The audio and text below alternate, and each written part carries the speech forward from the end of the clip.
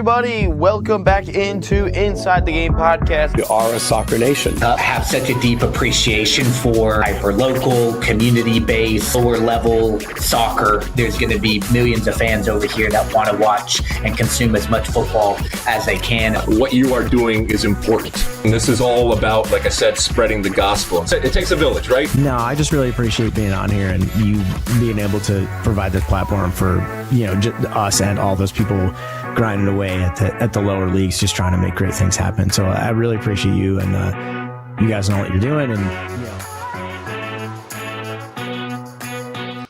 welcome in Inside the Game, final episode of the week, and also the final episode of the last 2 weeks, because obviously no show next week. Again, make sure smash that like button, subscribe if you have not already. My name's Ryan Glinsky. James Schofield, our producer, in the building as always, as we've got a very fun and jam-packed show here on this Friday morning, a much better Friday morning than it has been recently. Yes, it has. Throw up what we got to talk about today, James. We've got EPL predictions, storylines. Why am I doing it this week instead of next week? Obviously, I won't be here. So I was like, all right, we're probably going to look stupid because there's no summer transfer window at all. That's not done yet. So a lot of moves can still possibly happen. And then we've got also the Community Shield. Does anyone actually really care about the Community Shield? I don't know. But Community Shield is technically this weekend, and the reason why they're not playing at Wembley is very funny to me. And then is Lionel Messi contemplating retirement? We'll get to that as well, because with the recent passing of his dad, he's mentioned and hinted that he doesn't know how much longer he's going to do this, because I felt like his dad was a very integral part of his life and why he was playing the game of soccer. He even highlighted that the reason why he played in this last World Cup was because of his dad. But anyway, before we get into all that stuff, I wanna talk about something real quick. There are certain great teams in this world, right? And throughout history. You think about the Tom Brady-led Patriots. Mm-hmm. You think about the Joe Montana-led 49ers. Yeah. Even Patrick Mahomes a little bit. Okay. The Dodgers. Yeah. 2010 Spain. Yeah. 25-26 Michigan basketball team. Yeah. You think about all these great teams. 2001 Miami. Yeah. You think about all these great teams. But have you ever heard of the Curb Appeal Beer League softball team? Throw that bitch up on the screen. Yeah! Brought the brooms out last night. 2 comeback victories for the boys yesterday. You can see me there at the bottom right, left. I don't know, wherever you're watching it from. But that is the greatest beer league softball team ever assembled. Tell me what team comes from behind twice, down by 4+ runs. They come back and get the victory. One of the best teams in the league. I don't know what it is. We took some mini beer shots right before the game. Cam's dad got us right on his birthday, got us all right, got us feeling nicey.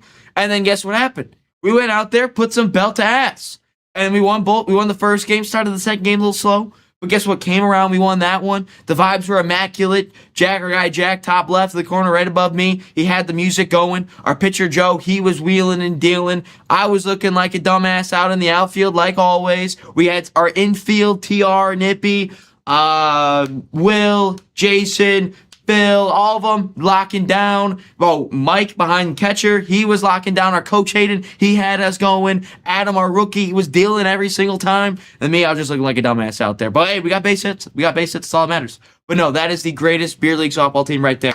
And that's why we are one of the best teams in the league. Shout out to Curb Appeal Baseball team. Yeah. Shout out to Curb Appeal Baseball team.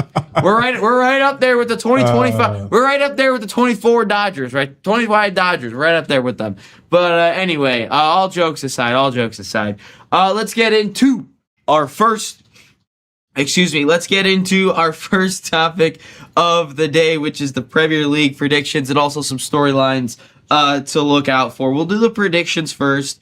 And then we'll get into all the fun storylines that we got going on in the Premier League. Again, that season does not start until next Friday, which I think Arsenal opens it up with Coventry City, I think.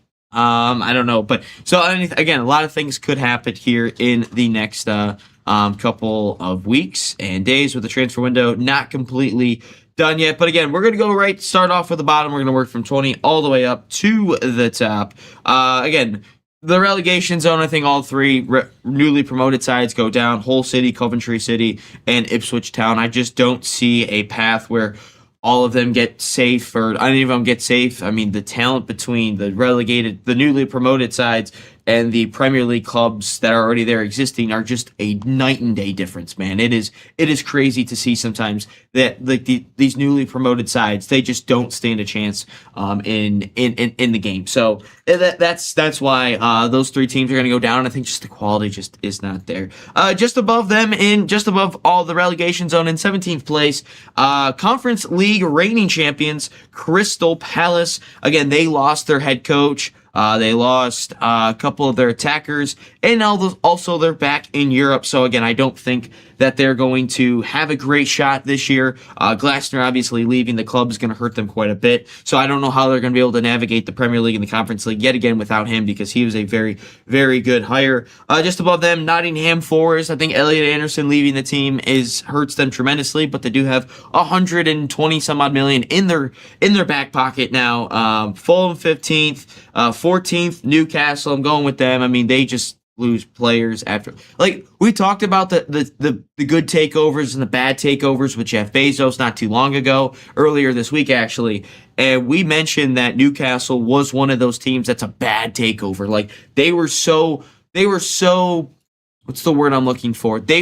had so much potential with this takeover that they had. Again, I don't even know what the name of their owners are, which I just know the one girl looks very scary to me. She like got way too much plastic surgery, I guess.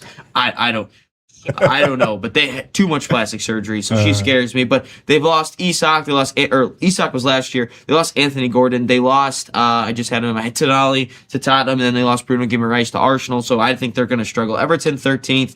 Again, still good defensively. It's gonna help them. Sunderland 12th. They were a newly promoted side a year ago.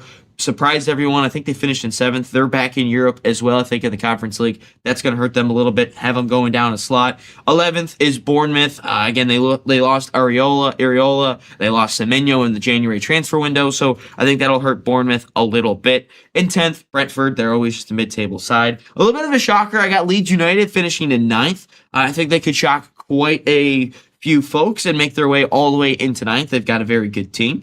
In 8th is Brighton. I mean, Brighton always finishes around 8th, so I just figured they would finish in 8th again. I mean, they're just one of those teams that just finishes in 8th place or like 9th place or 7th. That's where they always finish. In 7th, I got taken a big step back is Aston Villa. Obviously, they're Europa League champions, a great season a year ago, but they've lost Morgan Rogers. Konsa might be on his way out, according to reports this morning with Arsenal. So there's lots of players, Aston Villa, that they've been losing. Haven't necessarily restocked the team as much as you would have liked, but they've lost a handful of talent. Now getting into the juicy stuff, the top 6, I do have all big 6 clubs in the top 6 this time around. I think with some of these teams missing out on Europe, that's going to help them out tremendously. In 6th place, got Liverpool. I think Liverpool's going to drop a little bit. I don't think their squad depth is particularly well. I think a lot of their Ekitike's out for an extended period of time. I think a lot of their transfers last season flopped a lot. Again, new manager Areola. He's done a nice job in the Premier League. Never been in the Champions League before. So again, navigating the Premier League, navigating that, I think that's going to take out a lot of their time. And it's just an aging, not a ton of squad depth, type of a squad. But again, they're in Champions League. They always make some noise in the Champions League. So we'll see what they do. Now, getting into the Champions League places, this is my top 5 now. In 5th place, Manchester United. Again, I think Champions League football is going to hurt them quite a bit this year. Their squad depth isn't that great. I think the starting 11 overall has improved, but I don't think the depth of the team is that much better. I think it's relatively the same to last year. And again, they didn't have to play, or now they have to play every 2 or 3 days compared to the last 4 or 5 days that they were doing a year ago. But again, I still think their starting 11 is very good. And I think at least up into the January transfer window, I think they could be potentially in a title race and then fall off after that. In 4th place, I got Tottenham Hotspur, all the way from surviving the Premier League on the last day to 4th place. Why? They have no other extracurricular football in Europe, FA Cup, Carabao Cup. They'll probably get knocked out, but they have made some very, very nice signings already this year. Tonali, Van Hack, just to name the two at the beginning. I think their midfield is very well balanced. Again, not a whole lot going on for them throughout the entire season. So I got Tottenham finishing in 4th place. In 3rd place, I have got Chelsea. Again, another club that has a new manager, no Champions League football, had a rough season a year ago, but however, they were in the title race technically up until like Christmas time. Then they fell off tremendously after they fired Maresca. I think Xabi Alonso is a fantastic manager. I think, and again, their squad depth is all over the place because they got like 60 million players, it feels like, all the time. So they've got a ton of players that Chelsea can now bring in. Do they lose Enzo Fernandez? That's still a way to be seen for Manchester City. Again, it also depends on Rodri as well, but I got Chelsea in 3rd. In 2nd place, the reigning Premier League champions, Arsenal. I don't think they're going to win the Premier League this year. I think they're going to win the Champions League. I just don't think they're going to win the Premier League. I think the beginning of the season is going to hurt them a lot. I think they're going to struggle in the beginning with all the with all the players that went to the World Cup. Saka, Declan Rice, Eze, Saliba's going to miss half the season. So a lot of players that are going to miss out early. I think the fitness levels, again, they were playing, I think, like 60, 70, some of these players were playing like 60, 70 games last year, over 2,000 minutes a log last year. So again, I think they might take a little bit of a step back. I do like some of the signings that they made. Zolas looks pretty decent. Bruno Guimaraes, fantastic signing. Could be getting Konsa, could be getting Osimhen based on the last couple of days. So again, Arsenal, I think they're still going to be a very good side, but I think the beginning of the season is going to hurt them out a lot. And then in 1st place, I'm going back to Manchester City. I think Man City, again, they still have a phenomenal squad. I think a lot of people do realize that still, and now losing Pep Guardiola, they could be losing Rodri, but can you replace him with an Enzo Fernandez? And I think that all these players, again, it's quality all over the place. And I think with the players, they might just want to hear a different voice in the locker room. Maybe they want to hear different tactics, a different type of what's the word I'm looking for? Different type of training drills, different type of preparation. Maybe they just want to hear a new face. I mean, Pep Guardiola, unbelievable manager, didn't win the Premier League his last 2 years, and it felt like maybe his tactics and his ideas were getting a little bit stale. And I think Maresca, who has proven he's done a nice job at Chelsea, at least for the first 4 months of the season he did last year, maybe he can bring that over into Man City. Again, they still have a fantastic squad. I know they lost John Stones, they lost Bernardo Silva. Rodri is most likely out the door as well, if they can agree on a fee with Barcelona. But again, I really like what they are doing with Manchester City. Again, still a phenomenal squad, but I think Manchester City wins the league. Arsenal 2nd, Chelsea 3rd, Tottenham 4th, Manchester United in 5th place. That rounds out the Champions League spots. Again, if you have any thoughts about any of this, make sure you guys get your thoughts in the comments down here below, and love to hear what you guys got to say. Again, make sure to smash that like button, subscribe if you have not already. We're going to step aside real quick. We'll get into the Premier League storylines right after this. Don't go anywhere. Inside the Game, we'll continue after this. Welcome to the National Soccer Network, your home for soccer. One destination, every match, every moment. Built for players, powered by passion. Live games, highlights, and more each and every day. Only on the National Soccer Network. Orange Slices is brought to you by FanDuel. Baseball fans, think you know who's hitting a homer today? Well, FanDuel is giving you a free chance to call your shot with daily dingers. Joining the action is easy. Just make your free pick on who's hitting a home run in their game, and if you're right, you'll get a profit boost to use on your next bet for a chance at extra winnings. You've got nothing to lose and a lot to gain. And don't forget, you can make a free pick every day during the MLB season. It's just another reason why FanDuel is the home for home runs. So are you ready to play your game today? Join all the action on FanDuel.com. That's FanDuel.com to play daily dingers and make your free pick on who's hitting a homer. Play ball and swing for the fences on FanDuel, an official partner of the MLB. 21 and over, select state. Kansas in affiliation with Kansas Star Casino. 18 and over in DC, Kentucky, and Wyoming. Gambling problem? Call 1-800-GAMBLER or 1-800-MY-RESET. In Connecticut, call 1-888-789-7777 or visit ccpg.org/chat. In Maryland, visit mdgamblinghelp.org. In Massachusetts, visit gamblinghelplinema.org or call 1-800-327-5050. In New York, call 1-877-8-HOPE-NY or text HOPE-NY. And listen to Orange Slices, sponsored by FanDuel Predicts, wherever you get your podcast.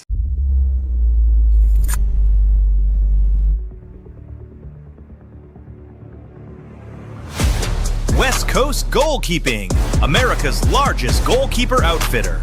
Built by keepers, worn by pros. Made for keepers who live to stop everything.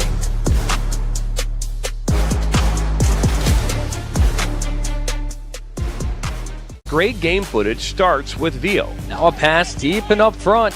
With NSN, we can transfer your VIO footage into a professional broadcast. Elevate your VIO experience today. Call 248-525-2083. Opportunity and a shot and a goal! The National Soccer Network, your home for soccer. All right, episode that clap was like on time, on point at least. Damn, Yeah, you had it like right there. that was pretty good. That was good. Thanks for the countdown, by the way, James. Again, episode 333 here on Inside the Game here on this beautiful Friday, last show of the week, last show for like the next 2 weeks or so. Again, my name's Ryan Glinsky, James Schofield, our producer in the building here. You're right, Swiss. You're right. Bro, it's all good. It's all good. You're fine. We love all the time that you guys take out of the day for tuning into the show. Again, we just did Premier League predictions and then the greatest beer league softball team of all time. We're all good. So you didn't miss a whole lot, Swiss. But then we're gonna transition now into our EPL storylines for the upcoming season. Again, a lot of things could change still in the next week or so, or at least in the next next like week and a half before we get into the next show of sorts. And then obviously the transfer window still is open after that anyway. So let's get into the 5 Premier League storylines this season. We talked about the predictions not too long ago, so the storylines meant to parlay that, but I feel like that was a good stopping point earlier with the predictions. But anyway, the 5 Premier League storylines. I think the first one, I think this is around the entire world and in all the leagues across the world, is simply how does the World Cup affect the teams? How does the World Cup affect the players? I think that is something everyone has got to look at, especially the big teams. We mentioned it with Arsenal, Man City as well. Manchester United's got some key players too. The amount of teams and amount of players that just had a grueling season in the Premier League and the Champions League, making deep runs, or maybe they just transferred over from a new team into the Premier League, like in Elliot Anderson, Nottingham to Manchester City.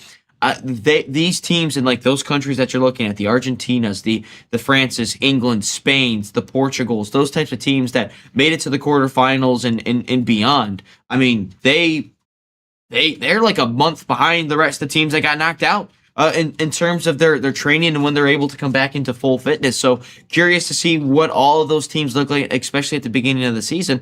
Like I would not be surprised if in like the first month at the end of September, like we've got a wacky Premier League table, because I think a lot of teams are going to be a little bit hesitant at times to bring some of their big players up to speed, especially at the beginning, because it's such a long season and a lot of the big teams are playing in Champions League, Europa League, whatever it is, extra competitions in Europe. And I think we might have a wacky table at the beginning. I think this is going to be not necessarily a down year in the Premier League, but I think if you're looking at the overall points for all the teams, and especially at the summit, I think it's going to be down a little bit, probably in the mid 80s, just because of that quality at the beginning of the season. If you can, scratch and claw your first couple months of the season, and you could just find 3 points and not pretty, then eventually find your form later on in the season, then you're probably going to have a very good shot at winning the Premier League. But looking at Arsenal, I think they've got a lot of question marks, especially with the beginning of the season with a lot of their key players.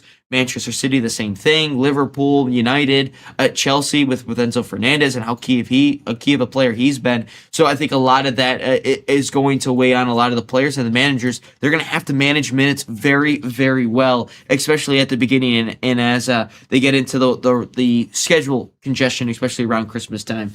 In Spain, some teams got 2 weeks more holiday until the first game. So when is La Liga schedule? When is their first game? Their first game is tomorrow. Okay. So they start the season tomorrow, actually. So that actually hurts them. But they got the extra 2 weeks from holiday from the World Cup. Gotcha. So instead of the mandatory 4 weeks, they got 6 weeks. I gotcha. But man, La Liga literally starts tomorrow. Alaves and Getafe. Jeez. That sucks. For those players, and especially a lot of those Spanish players playing in the La Liga as well. For Barcelona specifically, I think the second storyline to look at, I think is is really what the non-European, competitions do for teams like Tottenham and Chelsea, like we just mentioned. I thought they've had some very impressive transfer windows that they really got the squad much better. Some squad depth is involved quite a bit, and they don't have to compete in the Champions League at all this season. They don't have to compete in Europa League or the Conference League or any of that fun stuff. So again, they have a good squad. They have good managers, and De Zerbi with Tottenham, and Xabi Alonso with Chelsea, who I really thought should have gone to Liverpool, but Liverpool went a different route with Areola.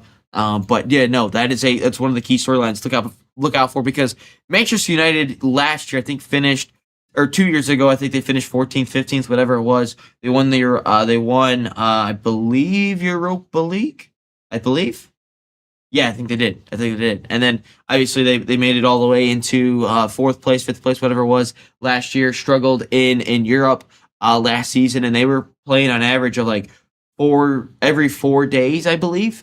I think that's what it was, and they really found their way into the top four because of that. Not the best squad, not the best starting 11, but not having those extra games really helped them climb up the table, get back into Champions League football. So I do believe Chelsea and Xabi Alonso will be very interesting. I mean, the biggest thing for Xabi Alonso is simply, is he going to be able to be given time, and is Chelsea and Todd Boehly going to be patient for him? Because how many times have we seen a Chelsea manager get fired after like 2 months, and Chelsea's not very patient. They want results just like that. Not a big issue, but sometimes you need to be a little bit patient. And if you look at their recent track record, that really hasn't helped a whole lot. So no, they've got to be very, very patient. I think the third one, and maybe potentially the biggest storyline here, is what is life like without Pep Guardiola?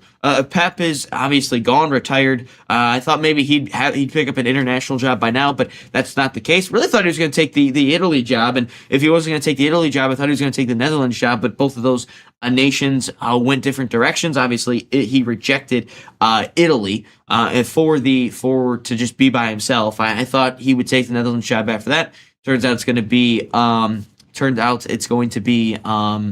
what's called? Blanking on his name. Xavi. That's why I was blanking on his name. Dave, he says, hola, hello to Dave. Swiss says, is Abramovich still the owner of Chelsea? No, it is Todd Boehly. Once Russia got involved in some international affairs, Abramovich was forced to sell the team. The Premier League UEFA, the Premier League forced him to sell Chelsea. So it is now the LA Dodgers owner, Todd Boehly, who just spends billions of dollars all the time on transfers. But now, what does life look like without Pep Guardiola? I still think that they're going to win the Premier League this season. I think they still have a very quality side. I think Maresca is a very good manager. But I think you're not going to see that firm chokehold that Pep Guardiola had on the entire Premier League the way he had. I don't think Man City and Maresca are going to look like that. I don't think that they're going to be feared as much as that Centurions team did, or just a couple of years ago when they won the treble. I don't think they're going to be feared like that. I think they still have a very good squad. I think they have a very good starting 11, especially squad depth. But I think that they are just not going to have that firm grip, and I think you could see them, start to drop points in some very bad spots on some uncharacteristic Manchester City type of things, like he was doing with Pep Guardiola. I don't necessarily know if the recruitment is going to be as good as it normally has, because it felt like it felt like a lot of the recruitment for Manchester City over the years, with Pep Guardiola especially. It felt like Pep did a phenomenal job at recruitment. It felt like every transfer was a hit. It felt like every single time he was this guy became a stud. It just felt like every single time this player was the next global superstar. It just felt like that. And I don't think Maresca is going to necessarily have that right recruitment. You can see some of his recruitments over at Chelsea, not necessarily the greatest things in the world. Swiss says, I'm going to learn a lot about English soccer this season because of you. Yeah. Probably the MLS as well, as their season is still in this full swing of things as well. You're going to learn a lot about it. More on the MLS here, potentially in a second, with Messi, on him contemplating retirement at this point. How many storylines was that? 3? I think that was 3. I think it was a few. That was 3. Gotcha. Number 4 is number 4 is, I just want to see what Liverpool looks like, to be specifically. I want to see how Yeah, they were the loser team before they had but they were the losers before it's called it was before the takeover. The fourth storyline I really should be looking at is the managers. And specifically Carrick, Alonso, and Areola.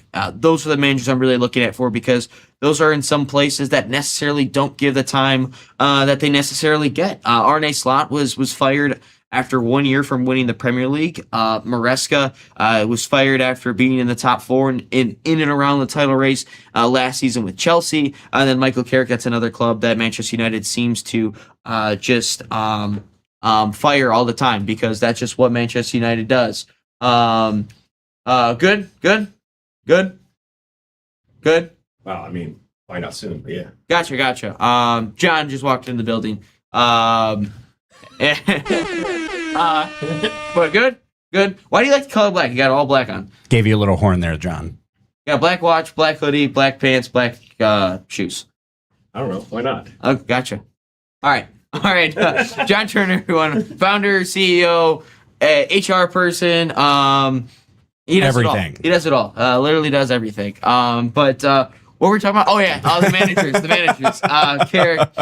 Carrick, Alonso, and Areola. Again, those are managers that have had a good track record wherever they've been. Michael Carrick, not as much, but he had a good 6 months there or so as the interim for Manchester United.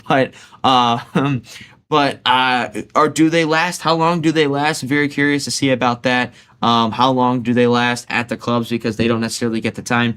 I think that out of all three of them, Areola would probably last the longest this season, simply because Liverpool, when they seem to fire a manager, it's usually after a season or so. Chelsea, not so much. Manchester United, not so much either. But again, if they can get the results, we'll see what could happen. But it almost feels like if you're Chelsea or Man United, if you're like not in and around the title race, around like if you're not in first place during like Christmas time, like you could get fired. Like that is just unheard of, and I just think that is a bad omen on that part. But again, the last one here. The last storyline I'm looking forward to. I know we talked about the Manchester, not the Manchester, but the World Cup fitness levels and everything. How does that play into a factor?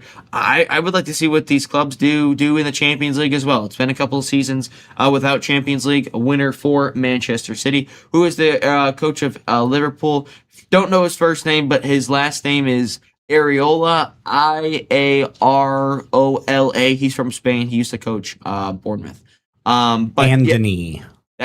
What? Andoni Areola. Yeah. Andoni? Andoni. Yeah. Andoni. It's like Anthony, but it's with a D instead of a TH. Andoni. Okay. Yeah, I did not know that was his first name. Apologies, everyone. Apologies. But no, the Champions League. How do these teams fare in Champions League? City did not have a good run last year. Chelsea didn't either. Tottenham didn't. So Arsenal was the only team that really got far. I think past the round of 16. I think it was because City got knocked out in the round of 16. I believe because then Real Madrid got knocked out in the quarterfinal. Yeah, that's how. Okay. No, talking out loud there. But yeah, no.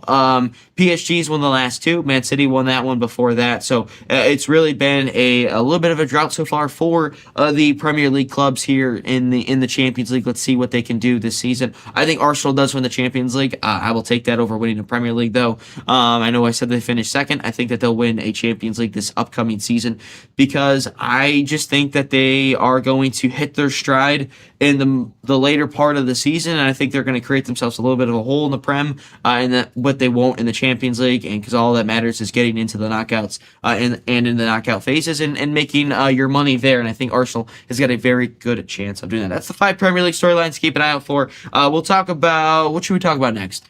What do we got lined up?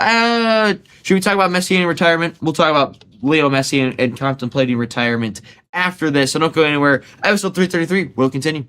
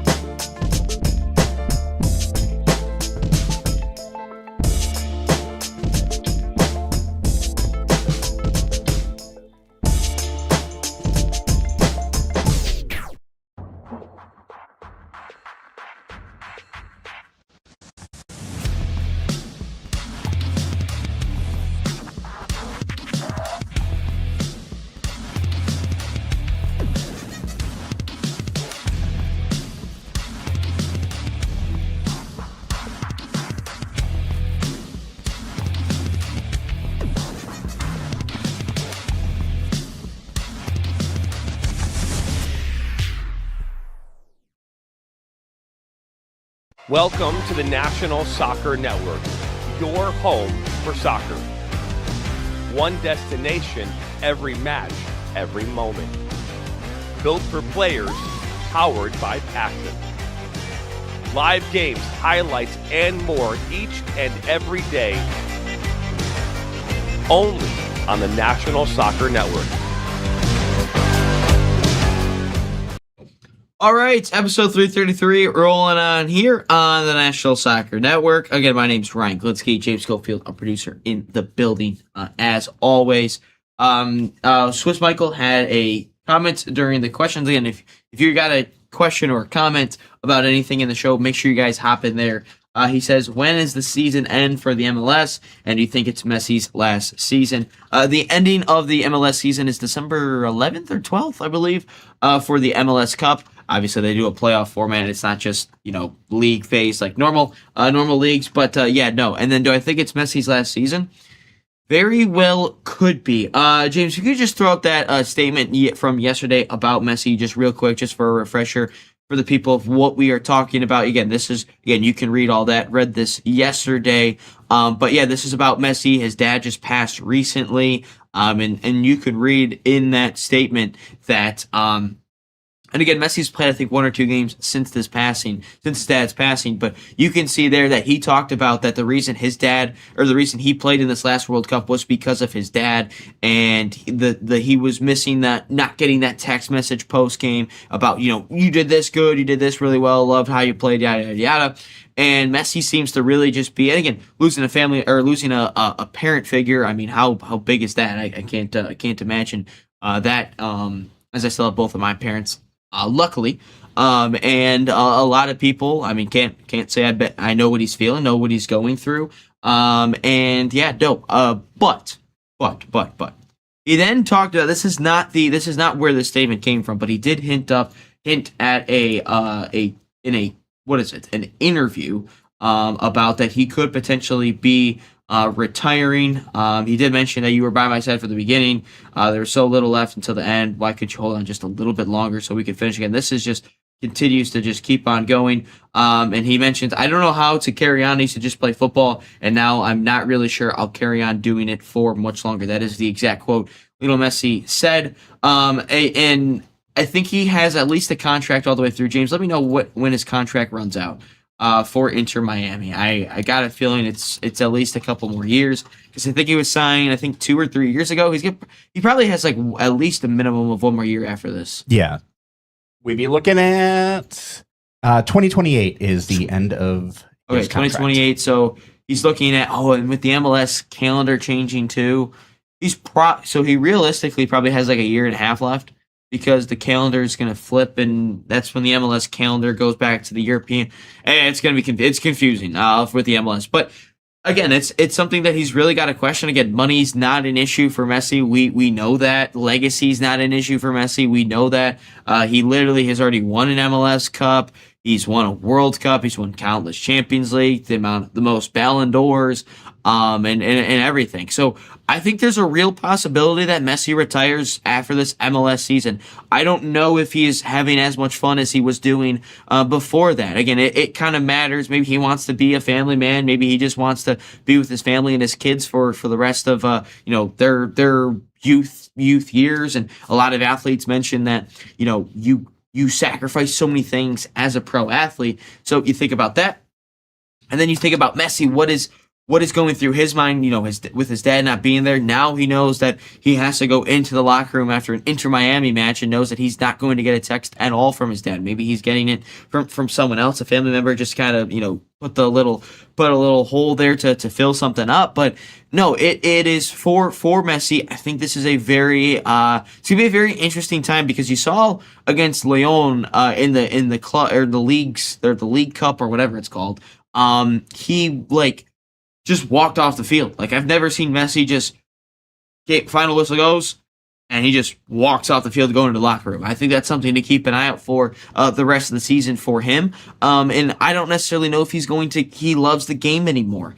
If he doesn't love the game anymore, does he really even care for being out there? I feel like once you lose the love of the game, I don't think you really want to be out there much. All the travel, going all across the country. Again, the United States is not a small country. The United States, going across the country all the time to play in games, going from the East Coast to the West Coast all the time. And again, this season goes all the way down to December. I would imagine Messi would at least complete the full year. But then after that, I don't know what else he's going to do. Because think about from a legacy standpoint, he has won every single thing there is with Argentina. He's won everything there is in Europe. He's won, I think he just is looking for a CONCACAF Champions League, I guess, for Inter Miami. But legitimately, he has done everything that he needs to do. The only thing that makes me think just a little bit of a sliver of hope that he could go on and play a couple more years to get to the 2030 World Cup is maybe he wants to go back to Argentina to play for a club there,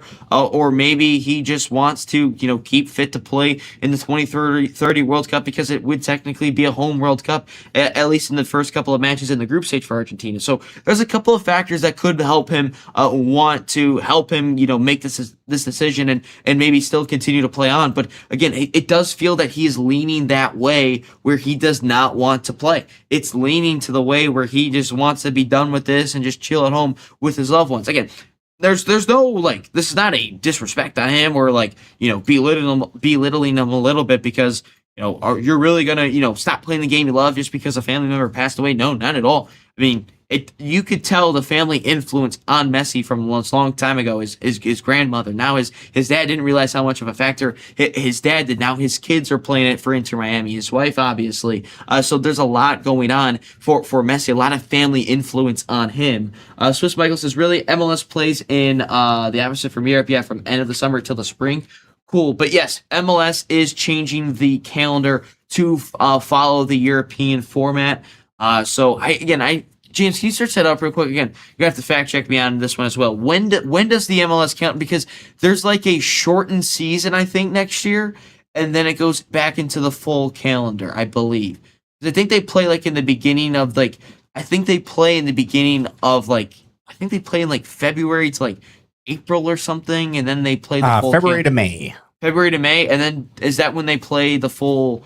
Then do they play the full season then next year? Yeah, July. So we got February to May 2027, and then July 2027 they will go to the summer to spring calendar. Oh, okay, gotcha. Okay, yeah, okay, perfect.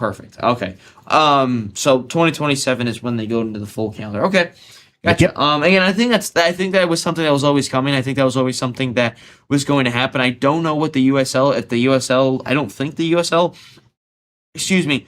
Would change that. I think they're going to keep the summer format at least because they do seem to have a little bit more of an authentic fan base as it is anyway. So I think that they'll probably keep the summer going on just a little bit. Swiss says, that's why I say Ronaldo is the GOAT because Messi don't need soccer to be happy. He just did it because he was talented and don't care about soccer if he retired.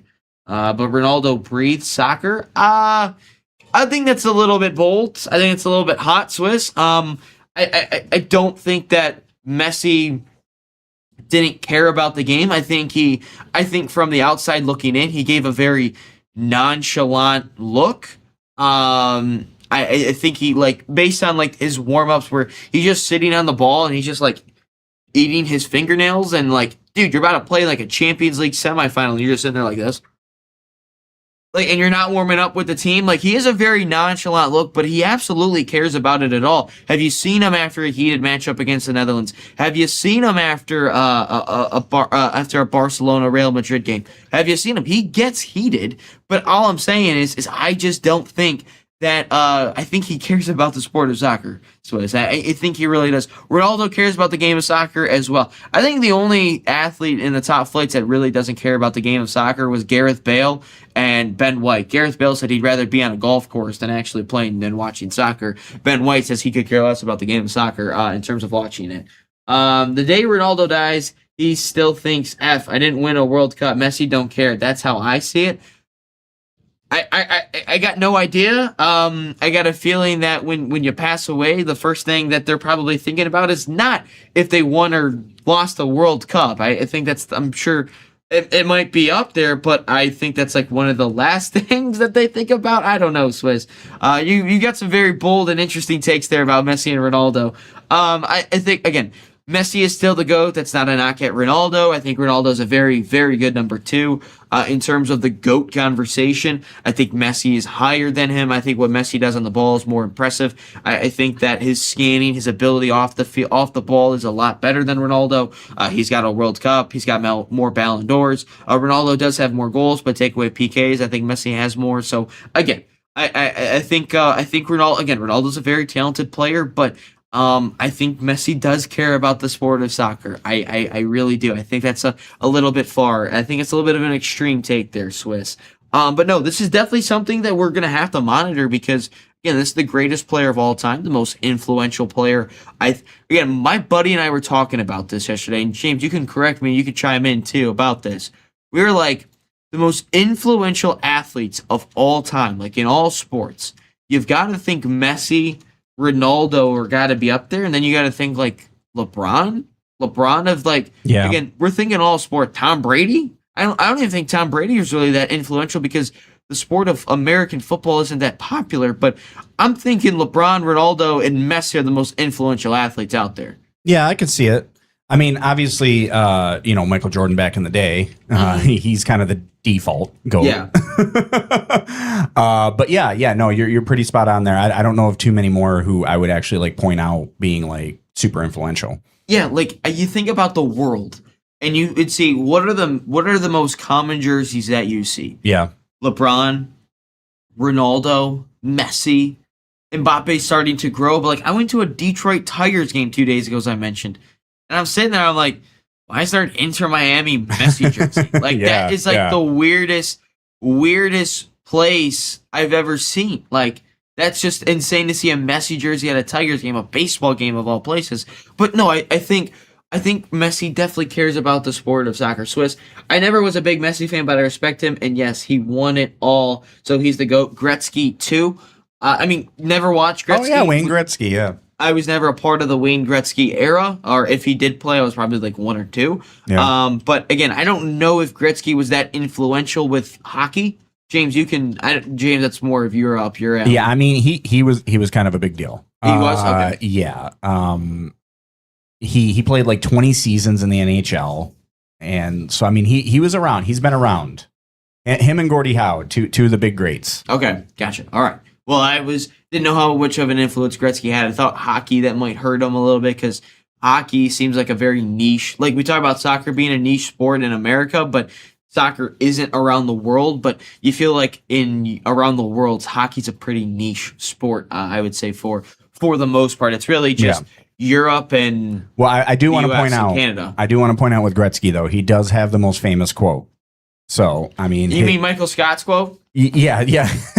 You miss 100% of the shots you don't take. Wayne Gretzky, Michael Scott. Yeah, you mean Michael Scott? Yeah. You mean his quote? Yeah. He was there for Hockey World. What was Hockey World? Hockey World. I know of Hockey Town. You know, there was a report that Gretzky almost went to the Red Wings like in the late 90s, early 2000s. Yeah. Damn, that would have been him, Stevie Y, Sergey, all them. Damn, that would have been a team. Yeah. Like that. Now, we talked about my beer league softball team. Now, that would be in the same discussion as greatest teams of all time. Yzerman, Fedorov, Konstantinov, Gretzky. Yeah, it would have been insane. that would have been a nice one. But no, I think again, Messi just one of those players. I know Messi kind of gives that again, from afar, it looks like Messi doesn't give a shit about anything. Like it really doesn't. But he's in his head. You could tell like he cares about the game. I mean, he really cry after losing a World Cup final. Ronaldo gives off a ton of passion. Like Ronaldo wears his emotions on his sleeve. Again, that's not a knock. That's not a like, oh my God, he really just isn't. He just is like a head case, all that. No, that's not that. All I'm saying is, the world of hockey still loves good. Gotcha. Yeah. All I'm saying is that from a distance, it looks like Messi doesn't care. But trust me, he's in his head. That's all it is. He's just in his head, and that's why it doesn't look like he is. But in his head, he's probably running laps. Yeah, exactly. He cares. But again, that's something that we've got to monitor with Messi. And if I'm being completely honest, I never really gave my take. And James, you can chime in on your take as well in the chat as well. You can say if you think he retires or not. I think Messi does retire after this year. I think he does. Again, I look at it, his dad being such an influential figure, not there, him saying, I don't know if I could do this anymore. This isn't fun to me. I think what really would keep him going is if somehow the Argentina Federation was like, dude, you've got to make it to 2030. And again, it's what it matters to his kids as well. And if he does play and he wants to play up into 2030, I would just say Messi just plays in a very select, he chooses when he wants to play type of a role. He wants to play when he feels like it.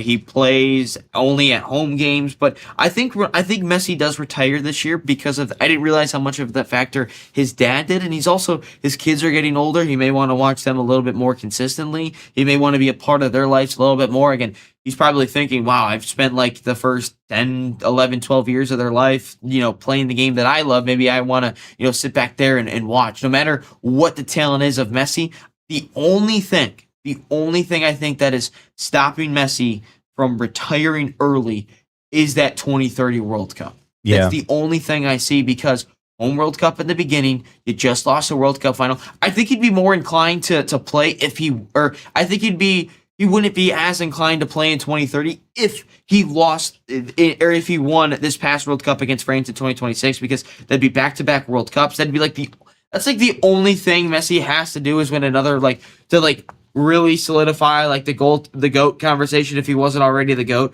if he won back-to-back World Cups. That'd be the only thing. But I don't know. It's just I got a feeling that I think he's going to retire. I really do. Yeah, I'm kind of in the same boat there. But I think if anything, he might come back in a background role, probably maybe a support role for that World Cup. Mm-hmm. But yeah, I don't see him actually playing in the game myself. Gotcha. No, I think they're probably going to try to convince him to stick around at least to help with the 2030, but they're not going to have him actually play. Okay. Gotcha. All right. We're going to get your thoughts in the chat again. Make sure to smash that like button. Subscribe if you guys have not already. We're going to step aside one last break here, on Inside the Game. We'll talk about, the Community Shield and anything else before we wrap up the week. Until next time. Almost said until next time. And Inside the Game will continue after this. Great game footage starts with VIO. Now a pass deep and up front. With NSN, we can transfer your VIO footage into a professional broadcast. Elevate your VIO experience today. Call 248-525-2083. Opportunity and a shot and a goal! The National Soccer Network, your home for soccer.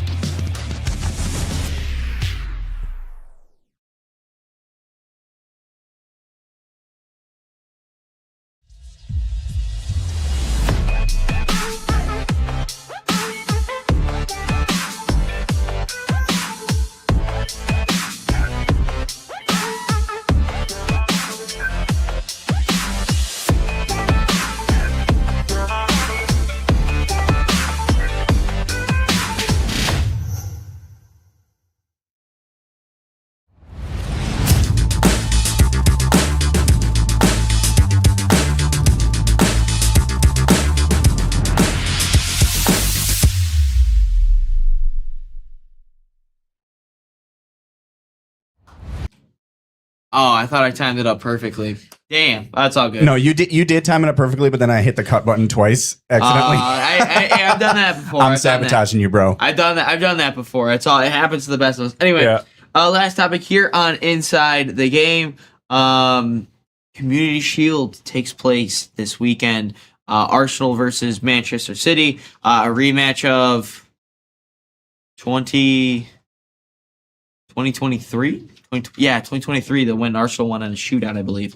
But anyway, you guys want to hear why they're playing this game in Cardiff, Wales, rather than in Wembley? Is because The Weeknd, the musician artist, is playing at Wembley on Saturday for the game this weekend. I think Saturday and Sunday at Wembley. They're like, yeah, we're gonna push you guys to another country.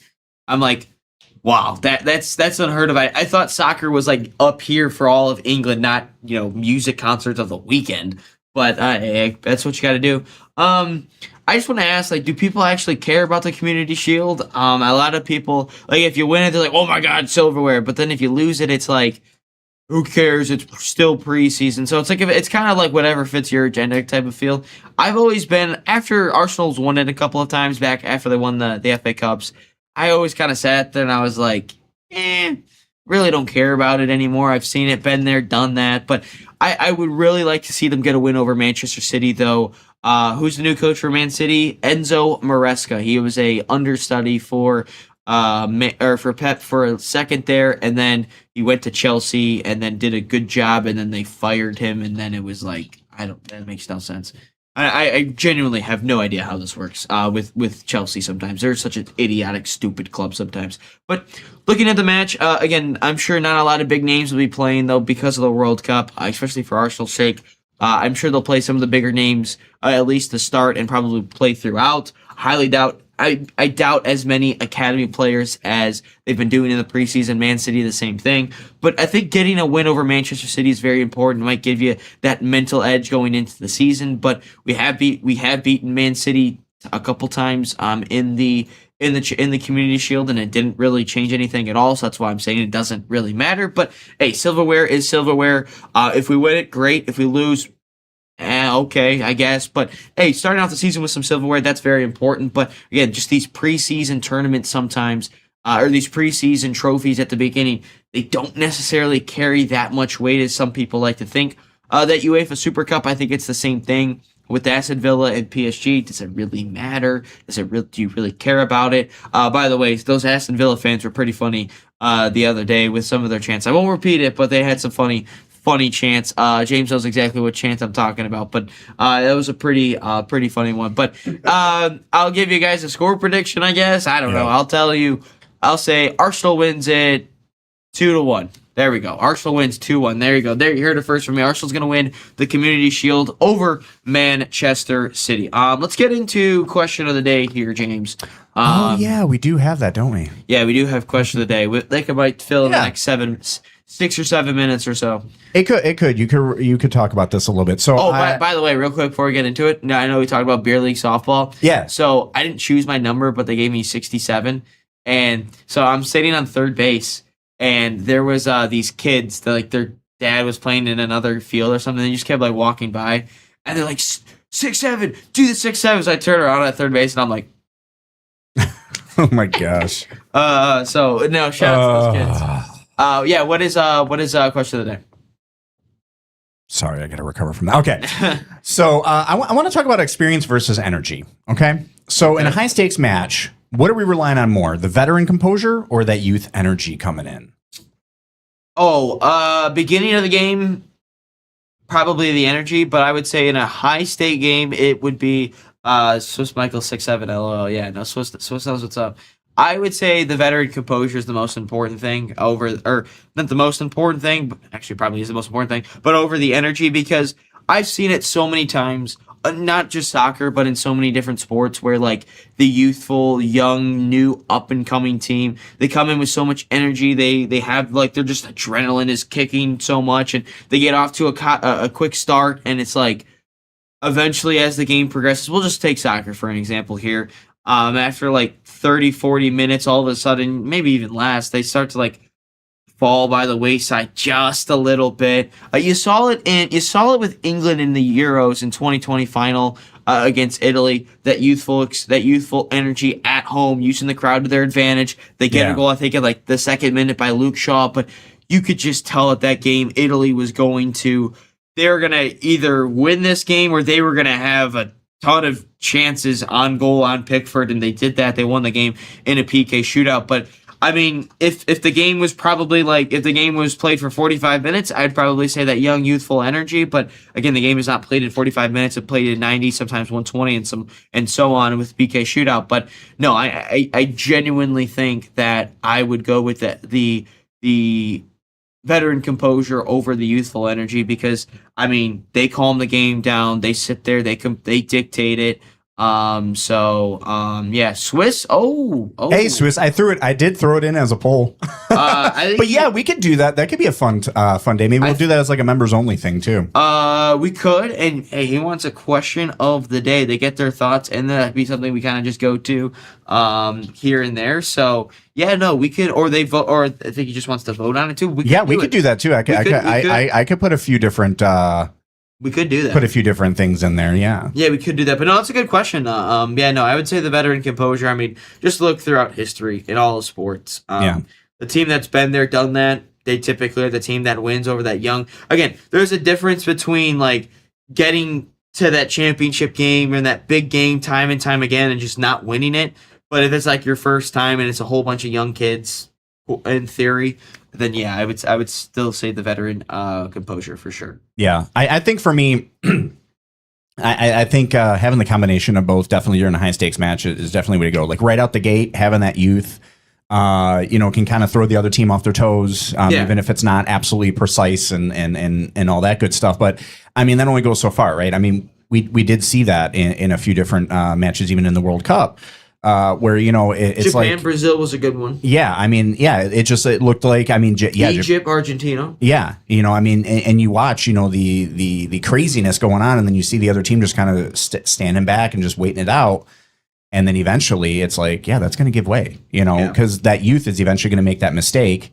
So I think like, yeah, first half, absolutely, let's get that youth going. Let's keep people on their toes, keep them guessing. And then, yeah, that second half, though, I mean, again, with that energy, too, you're going to fizzle out. I don't care how young you are. You can't maintain 90 minutes of that high energy all the time, right? Yeah. And that's the thing with that high energy. The second you lose it, that's the second you start to lose the game. Yeah. So as opposed to that composure, that veteran composure, that's just innate, right, by then. You've been doing it for so long. It's innate.